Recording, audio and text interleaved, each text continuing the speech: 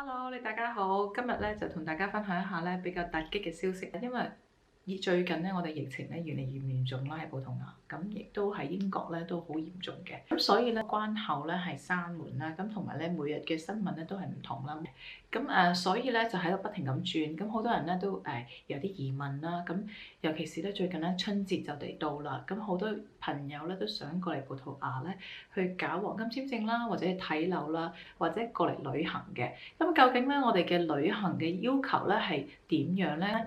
可唔可以入到境咧？可唔可以落到機咧？究竟連上機都可唔可以上到咧？咁我同大家分享下嘅，因為我係真係有過來人嘅經驗。第一件事啦，咁最近嘅新聞咧，我哋今日咧就係2月1號嘅咧。如果嚟葡萄牙嘅人咧係唔係必要嘅原因咧，係唔可以到境嘅。即係如果佢話歐盟嘅人咧係可以入嚟。但係咧，唔係歐盟嘅人士咧，如果你係冇必要嘅原因咧，係唔可以入境嘅。咁樣呢個咩意思咧？其實喺新聞都亦都有朋友咧就指出咧，佢話香港咧嘅疫情咧唔係咁嚴重喎，咁仍然咧可以過嚟嘅。其實呢個消息咧係不盡不實嘅。咁咧老老實實同大家講咧，係因為我有一位客人咧，佢自己本人嘅經驗咧，我同大家分享一下。因為咧真係咧，你每一日嘅新聞都唔同，佢每一個關卡亦都唔同。最近咧，依家咧所有嘅英國同埋葡萄牙嘅機咧已經停咗啦。咁所以當然啦，大家都知啦，嚟葡萄牙咧係冇直接機嘅，只有得轉機嘅啫。疫情之前，你係可以喺德國啦、英國度轉機啦。咁呢啲嘅機班次咧已經停咗啦。咁唯一一個嘅關卡你可以轉機嘅話咧，依家只得係有土耳其或者阿聯酋嘅啫。咁如果過嚟嘅時候咧，你喺土耳其滯留咗就唔好幾好啦，都幾恐怖嘅，係咪？咁我哋講一講咧，佢究竟所謂冇必要嘅原因係咩原因咧？咁即係如果話要有必要咁先可以過嚟啦。咁就算我哋相熟嘅加洛斯嘅律師咧，佢哋都講咧，仍然咧都係有香港人過緊嚟，因為佢哋要打手指模。佢係有一封信喺移民局過嚟。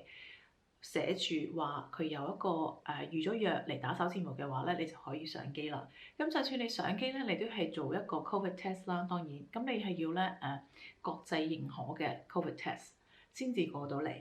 咁你過到嚟咧當然係好啦，你可以過嚟打手指模。但係咧，如果你係因為諗住大概幾個月之前咧，你仍然咧係可以飛過嚟嘅。咁點解用咩原因可以飛過嚟咧？你可以話同家人團聚啊，或者同過嚟買樓啊，去做黃金簽證咧，揾個律師幫你寫封信，呢啲咁嘅原因咧已經係停止啦。因為咧呢啲係已經當咗係唔係重要嘅原因啦。咁你有好可能嘅機會咧係中途或者係上機之前咧被截咗嘅。你買飛機票已經難啦，咁更何況咧你係買咗機票上機之前俾人截咗咧。咁如果你係截咗嘅話咧，分分鐘咧連嗰個機票費咧都冇得退還俾你嘅。呢一個一點啦。第二點咧就係咧你嘅 COVID test 啦，一定要係全球認可嘅。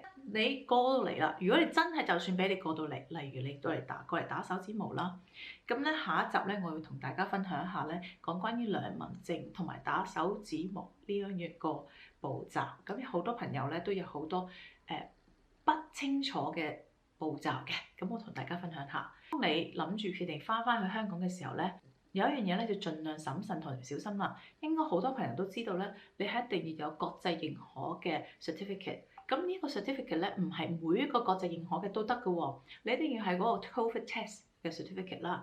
咁但係咧，我哋發現咧，我哋呢位嘅客人咧，就算佢有一個國際認可嘅 certificate，就係因為嗰個 number 唔同，佢咧就被拒絕上機啦。咁唔係喺里斯本拒絕上機喎，佢係去到土耳其佢先至被拒絕上機嘅。喺里斯本咧，佢係安然上機，因為里斯本葡萄牙人咧，佢哋覺得你嗰個所謂嘅你嗰個測試咧係合格嘅。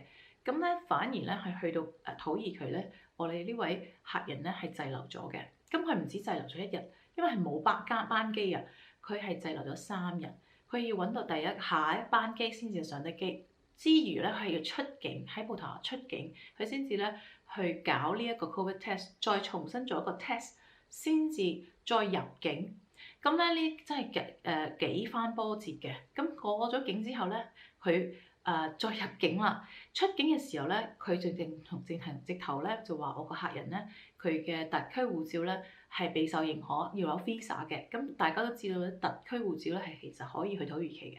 咁但係佢哋啲關口嘅人員咧唔係咁太清楚啦，都係咧有一啲不相確嘅情況出現嘅。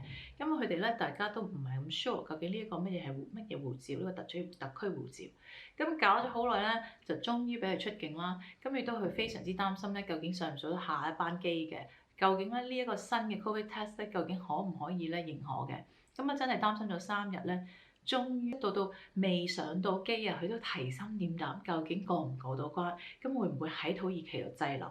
咁所以咧，我好想同大家朋友分享咧，你哋想過嚟葡萄牙買樓 ，OK， 我明白你哋嘅用心，亦都佢哋真係好急切想嚟搞呢樣嘢。但係咧，大家要小心啦。有咁嘅經驗咧，大家都唔好啦。我好想咧話俾大家一個溫馨提示，千萬要小心啦，係諗呢一步。咁好啦，我哋呢位客人咧落到機啦，翻到嚟香港咧，咁要經過啲咩步驟？不如我同大家香港嘅朋友分享下啦。咁其實咧，喺香港嘅機場咧，佢係唔俾你影呢啲嘢嘅。佢係咧盡量避免咧，你會知道咧究竟落機咧係點樣嘅程序嘅。咁其實咧係非常之真係斬幾關嘅咁先至咧，即係安全去到酒店啦。咁除咗要去隔離21日之外咧，你仲要經過咁多步驟咧，咁大家要覺得咧，諗下咧係咪真係值唔值得咯？咁咧第一件事咧，你落機嘅時候咧，你要 check 你啲文件啦。然之後咧，你 check 完啲文件之後咧，你要填寫健康申報表同埋安裝居家嘅抗疫嘅 Apps。咁喺嗰個第3嘅站咧，就要 check 你嘅健康申報表嘅 QR code 咯喎。咁係我唔可以進行嘅。咁第4站咧就係去領抗疫嘅文件，領抗疫令嘅文件，並咧取檢測樣本嘅樽。咁咧第5咯喎，你去第5個站咯喎，咁好多個站，跟好多個關卡。去第5個站咧，你就要去檢測啦。第6個站啦，就要去攞個頸牌，咁咧就攞啲食物同埋水到啦。第7個站咧，就要去到指定嘅位置咧，就等候佢嘅結果咯喎。咁你要等個結果噶啦嘛，係咪？第8個站啦，就要去專車接送區咧，就報到咯喎。第9個站咧，就要去所屬嘅車站咧輪候啦。第10個站咧，你先可以上車。到11個站咧，就先至可以去到個隔離酒店。咁呢一個成11個站嘅程序咧，係要起碼大概全部5-6個鐘咯。咁真係咧身心交瘁嘅。你除咗你仲要去隔離21日啦，就要去即係面臨個21日咧痛苦喺酒店度等嘅話咧，仲要經過咁多嘅手續啦就5-6個鐘嘅，你已經係真係好攰啦。